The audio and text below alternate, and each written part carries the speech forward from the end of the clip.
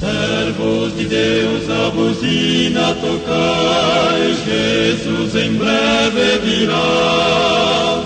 A todo mundo a mensagem levar, Jesus em breve virá. Apresentamos o programa da Voz da Profecia, uma mensagem de fé e esperança que anuncia a volta do Senhor. Breve virá, Jesus em breve virá.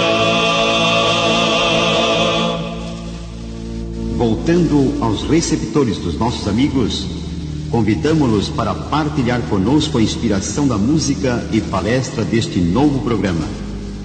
Vimos, ó Pai, a ti, não há uma outra mão que possa nos valer na provação. Tudo é escuro aqui, faltando teu clarão. Vem forças conceder, ouve a oração. Ó Pai de todos nós, estende a mão, ouve a nossa voz nesta oração. Graça divina e luz, vem infundir, Senhor, desvia nossos pés de todo mal. E a salvo nos conduz à glória que Moisés, depois de aqui sofrer, foi a final. Ó Pai de todos nós, estende a mão, ouve a nossa voz nesta oração.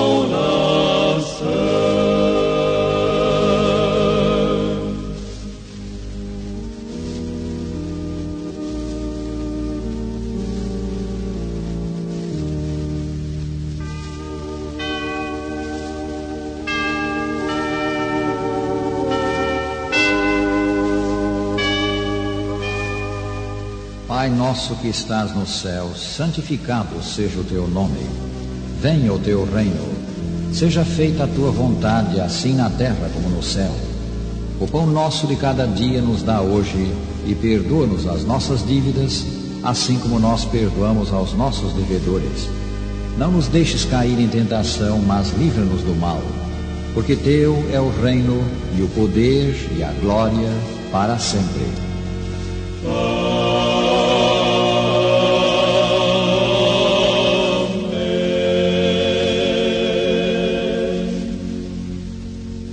Vivemos em tempos difíceis, em meio a muitos e graves perigos. Necessitamos de Deus e da proteção do céu. Quão apropriada a súplica do cântico: comigo habita, ó Deus, a noite vem. As trevas crescem, ei Senhor, convém que me socorra a tua proteção. Comigo habita, ó Deus, a noite vem. As trevas crescem,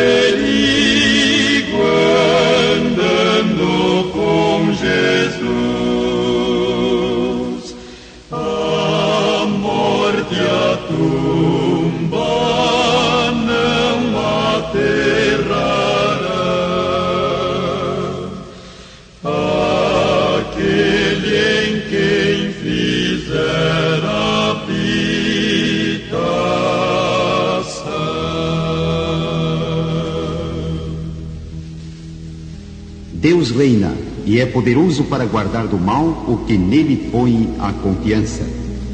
Aquietai-vos, diz ele a seus filhos, e sabei que eu sou Deus. Oh, aquietai-vos e sabei, quando a borrasca negra for, Ele é Deus, elado além, tudo está a comandar.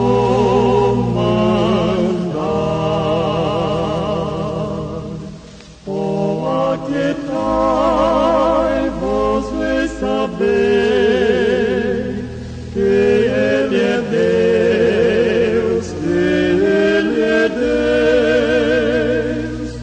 Vossas tristezas Ele vê, pois Ele é Deus, oh, aquietai.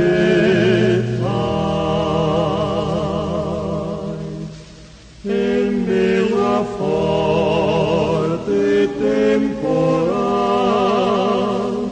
guardar-vos-á seguro em paz, e seu amor tão divinal vos cobrirá de bênçãos mil. Oh, aquietai-vos e sabei, que Ele é Deus, que Ele é Deus. Vossas tristezas Ele vê, pois Ele é Deus, oh, aquietai. Oh, aquietai, pois Ele é Deus.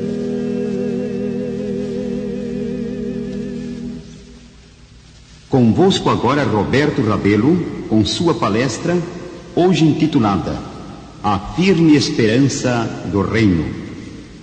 Desde que nossos primeiros pais foram lançados fora do paraíso, Deus tem conservado diante do homem a esperança do seu reino.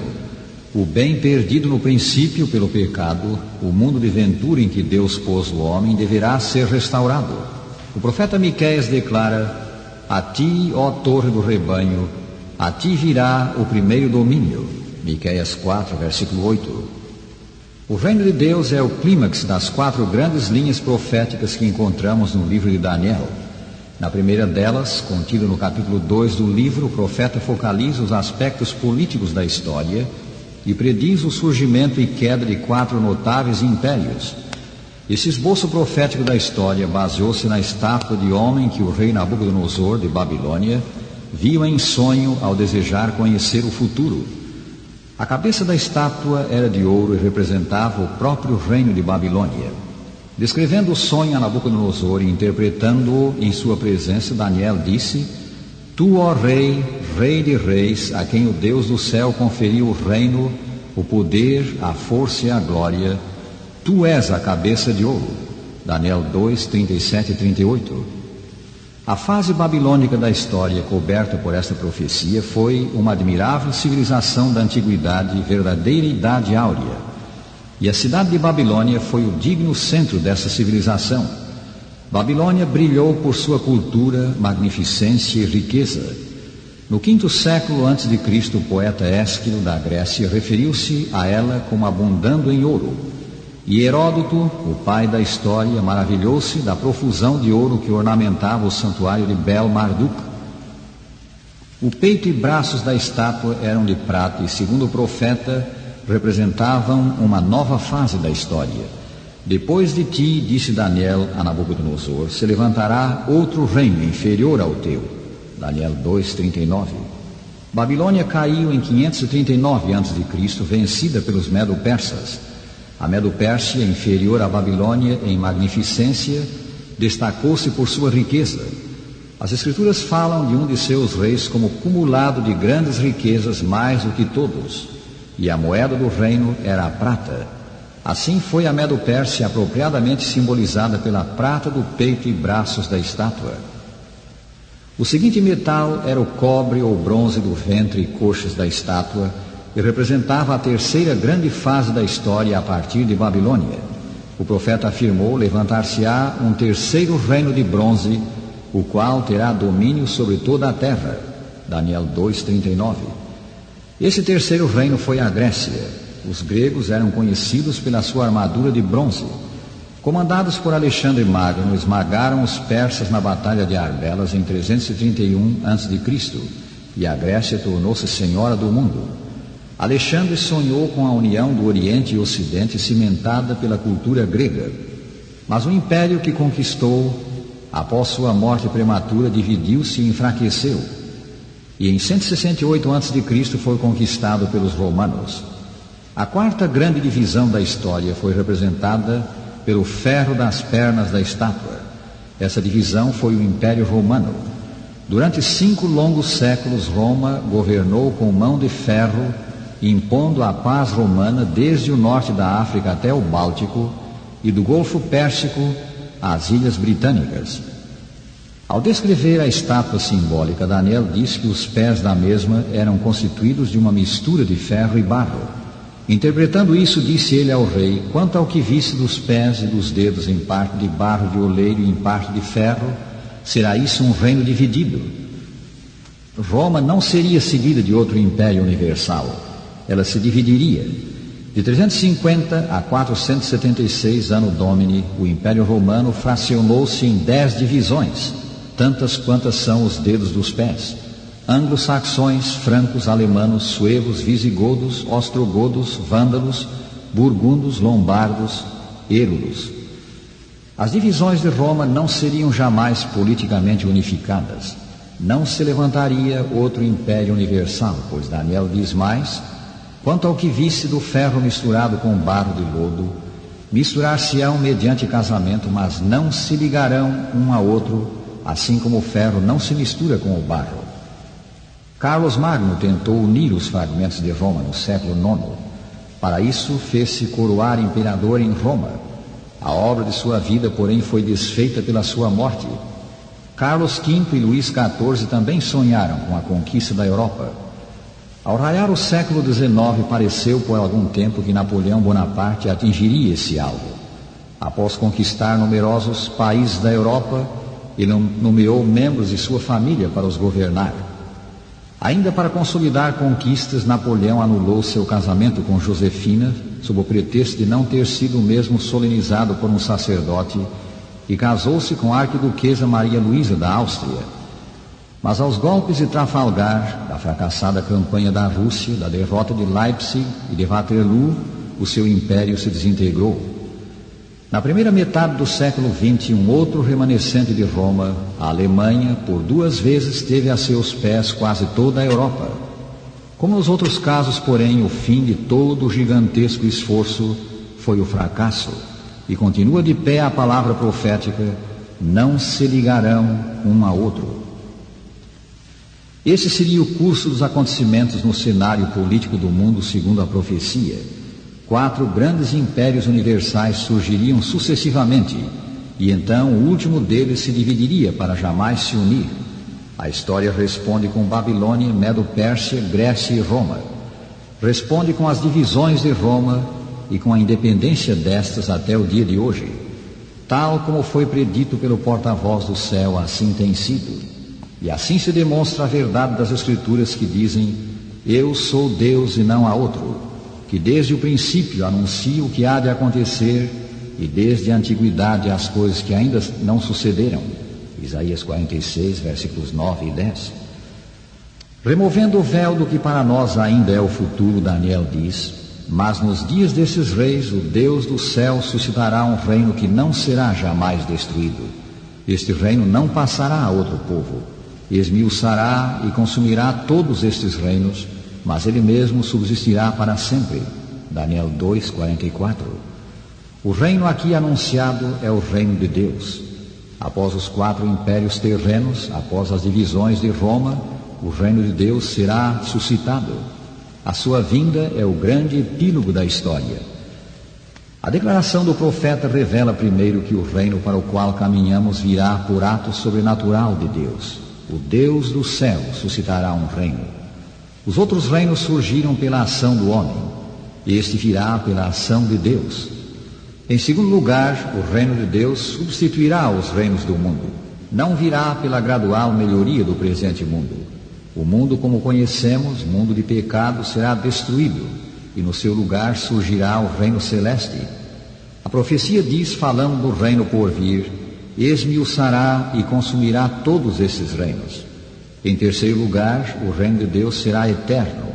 Os reinos humanos passaram. Os 4 impérios da profecia são hoje apenas história, mas o futuro reino subsistirá para sempre. O reino de Deus é, pois, o grande clímax da história. Ele é o alvo para o qual nos movemos.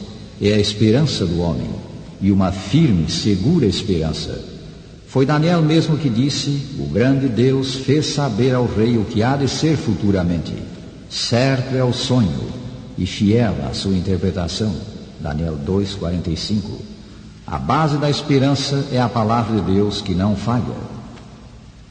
Vivemos hoje no que se pode chamar a mais perigosa e escura hora da história. Nunca antes, disse há pouco o filósofo inglês Bertrand Russell, houve razão para sentir que a raça humana avançava por um caminho que termina no abismo. Mas hoje há. O famoso novelista James Farrell, no seu livro A Corrida pelo Espaço, faz referência ao temor de que o fim do mundo esteja próximo e diz: pensamos nisso como possível agora e durante a nossa própria vida. Por vezes até perguntamos se seremos a última geração. Perante o Senado dos Estados Unidos da América, o capelão Dr. Frederico Harris fez há pouco a seguinte oração: Pai nosso e Deus, para quem 1000 anos são como um dia, nesta vulcânica hora da história nós te imploramos que nos salves do pânico e desespero. Os perigos são grandes e inegável é a gravidade da hora. Temos, porém, essa segurança: Deus está ao leme da história, conduzindo as circunstâncias, os acontecimentos, para o advento do seu reino. Tão certamente como se cumpriu nesses 25 séculos da história humana a maior parte dessa notável profecia, cumprir-se-á o que ainda falta cumprir-se: a vinda, por ato sobrenatural de Deus, do eterno reino que nos prometeu. E assim, rádio ouvinte, temos uma esperança, segura e gloriosa esperança. Vem vindo o dia, e já está muito próximo, em que o reino de Deus será realidade.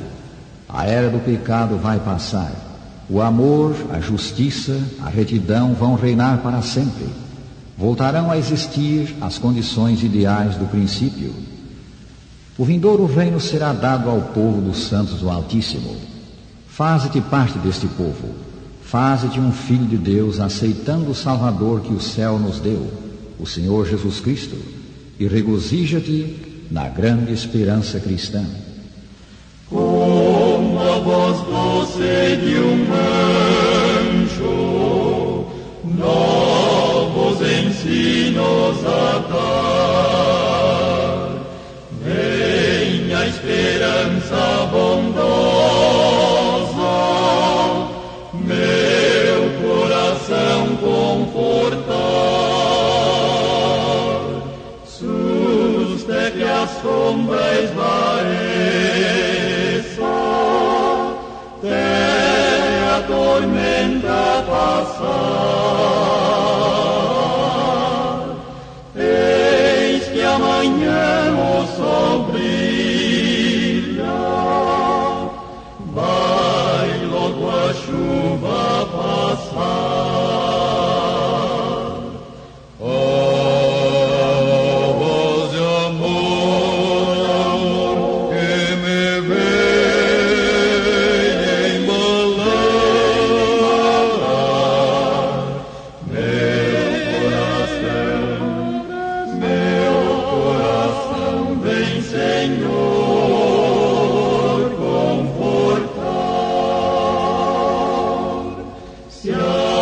Lusco-fusco da noite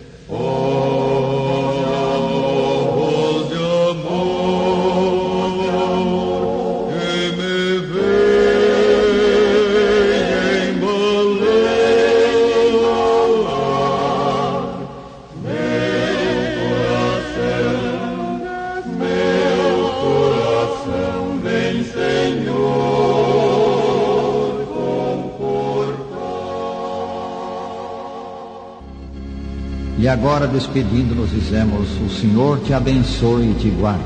O Senhor faça resplandecer o seu rosto sobre ti e tenha misericórdia de ti.